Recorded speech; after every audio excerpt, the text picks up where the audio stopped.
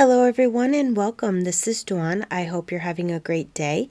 Today is going to start my Valentine series. I'll be making Valentine cards through the month of January to share with you, so I hope you enjoy them. For this card, I'm going to be using the Whimsy Stamps Connected Hearts frame die, the Lovely Word die, and I'll be using the love part of the word.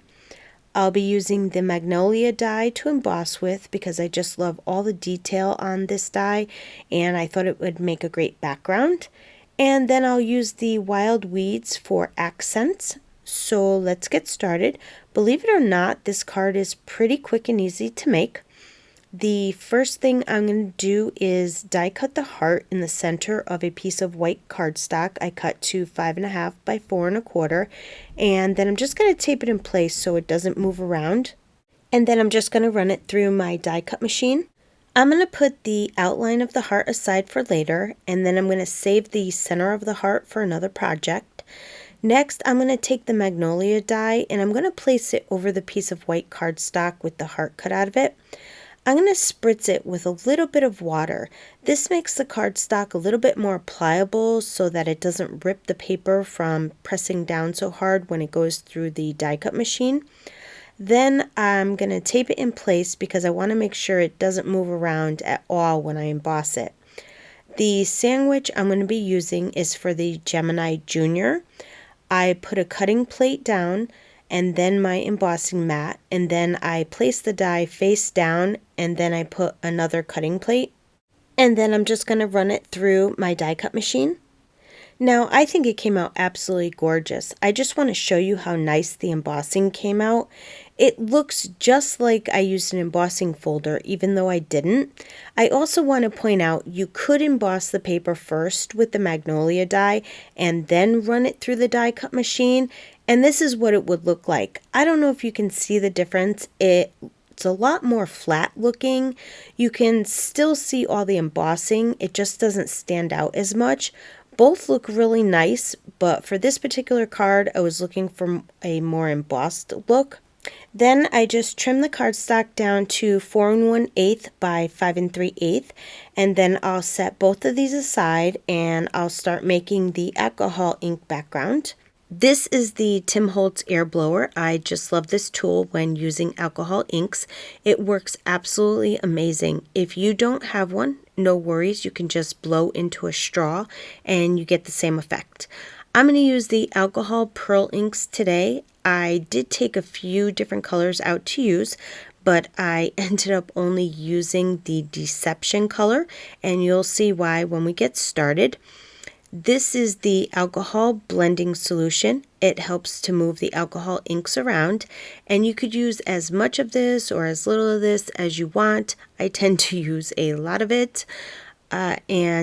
This is the Tim Holtz Yupo paper. It's made specifically for the alcohol inks.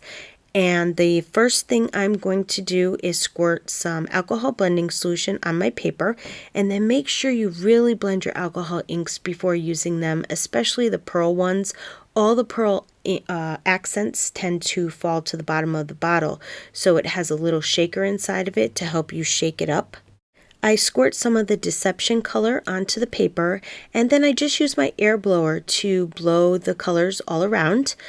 And I just keep adding the alcohol ink and the blending solution until my paper is completely covered.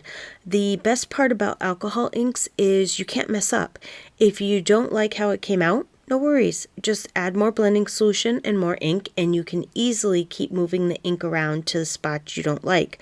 Now, the reason I decided not to use any other colors was because once I started moving all the ink around, I got all different shades of pinks, and I liked how it looked, so I decided to only use the one color.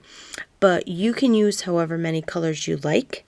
When I'm done, I'm going to set it aside to dry. It doesn't take very long to dry at all. I'm going to die cut some of the wild weeds from white cardstock. Now, I originally die cut only 3, but I ended up using about 5 of them. But you could use as many as you want, and then I'm just going to set them aside for now. And I'm going to die cut the word love from some black cardstock and some white cardstock. And I'm going to adhere the black love word over the white love word, and I'm going to offset it a little bit so that the white sticks out behind the black, and this will give it the look of having a little white shadow behind it. Next, I put foam tape on the back of the embossed background.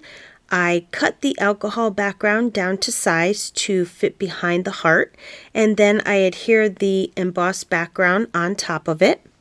Now, when I went to put the outline of the heart inside the frame, I didn't like how low it was sitting inside the heart, so I ended up die cutting 5 more hearts, and then I adhered them all the outlines on top of each other.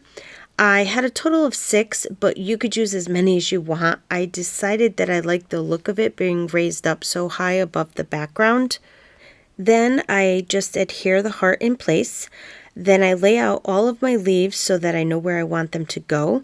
I put the love word in the middle to make sure there's enough room for it. And then I adhere all the leaves in place. I just keep moving the leaves all around. For me, that was actually the hardest part of this card because I just couldn't decide where I wanted them to go. Then I'm going to adhere my card front to a piece of cardstock that I cut to 8.5 by 10, and then I scored it at 4 1/4. Then I just adhere the love sentiment in the middle of the heart, and that's it. I think this card came out elegant and it's very easy to make. Make sure to use a larger envelope if any of your leaves hang over the edge of the card. I would love for you to leave a comment below and let me know what you think of the card. And if you like the video, please give it a thumbs up and subscribe to my channel so you don't miss out on any upcoming videos. As always, thanks for stopping by and have yourself a wonderful day.